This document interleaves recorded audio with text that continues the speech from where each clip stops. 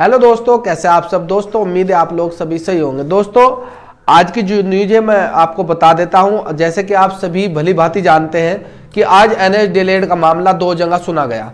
एक जगह सुना गया इलाहाबाद हाई कोर्ट में और दूसरा सुना गया सुप्रीम कोर्ट में। सुप्रीम कोर्ट और इलाहाबाद हाई कोर्ट की हम बात करें, दोनों के दोनों में NH-DLED को बहुत ही बुरा लॉस हुआ है। मतलब हम बोल सकते हैं जो लॉस हुआ है वो क्या हुआ है, सुन लीजिए। सबसे पहले हम बात कर लेंगे पिटिशनर कौन थे। अजीत सिंह, ये थे इलाहाबाद हाई कोर्ट के। इनका जो डायरी नंबर या केस नंबर होगा 3438 2024। यूनियन ऑफ इंडिया इन्होंने रेस्पोंडेंट बनाया था, जिनको लिया था। आत्माराम सिंह, ये council for petitioner, council for respondent, ये अलग अलग नाम दिए गए हैं। लेकिन अब सुन लेते हैं जजमेंट क्या है, वो सुनिएगा आप लोग। जजमेंट में क्या बोला गया है कि Here the counsel for the petitioner Sri Rajesh Tripathi advocate represent the respondent number 1 and 3, Sri Ajal Krishna advocate represent respondent number 4। ये लिखा हुआ है। इसका मैं आपको बता देता हूं। सबसे पहले मैं इसकी आपको हिंदी बता देता हूं क्या है। इसकी हिंदी है कि याचिकाकर्ता के वकील श्री राजेश त्रिपाठी प्रतिवादी संख्या का प्रतिनिधित्व कर रहे थे। वकील को सुना 1 और 3, श्री अजल कृष्ण प्रतिवादी संख्या का प्रतिनिधित्व करने वाले वकील 4। अब आगे देख लीजिए आगे क्या है। देखिए नेक्स्ट क्या है। The present petition has been filed praying for a mandamus commanding the regional director national council for teacher education new Delhi and department of publication government of India press civil lines new Delhi to publish in the official gazette for recognization order relating to the institute from which the petitioner did his DLED। देखिए अब मैं इसकी आपको हिंदी बता देता हूं। जो जू का तू ये पूरा लिखा है।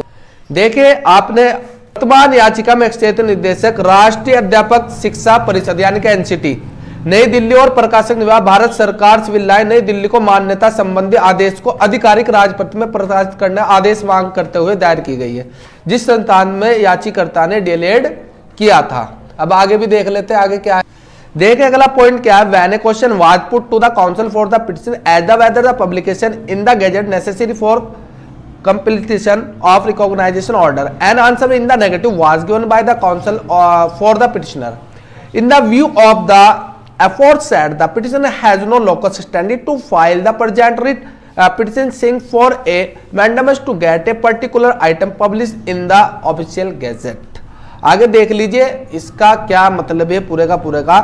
जब याचिकाकर्ता के वकील से सवाल किया गया क्या मान्यता आदेश को पूरा करने के लिए राजपत्र में आवश्यक है, तो याचिकाकर्ता के वकील द्वारा नकारात्मक उत्तर दिया गया। भाई सीधा ये कह देते हैं कि सुप्रीम कोर्ट में जो केस चल रहा था वहां पे गजट ही मांगा गया, गजट के अकॉर्डिंग उन्होंने बाहर कर दिया गया। इसलिए तो इन्होंने आगे देखो उपरोक्त के मद्देनजर रखते हुए याचिकाकर्ता के पास किसी विशेष आइटम को आधिकारिक राजपत्र प्रकाशित कराने के लिए परमादेश की मांग करते हुए वर्तमान रिट याचिका दायर करने का कोई अधिकार नहीं है, याचिका खारिज की जाती है। देखिए अगर वह पहले खोल देते कि सुप्रीम कोर्ट में ऐसा हुआ है, तो जब जज साहब सुनते तो सुप्रीम कोर्ट से ऊपर तो नहीं जा सकते हाई कोर्ट के जो जज साहब है। लेकिन जब वहां बात रखते कि ऐसे वहां पे ये गजट का नोटिफिकेशन के लिए कहा गया है, तो हमने इसलिए यहाँ पे केस किया था जिससे इनको आप आदेश करें और गजट नोटिफिकेशन में हमको शामिल कीजिए।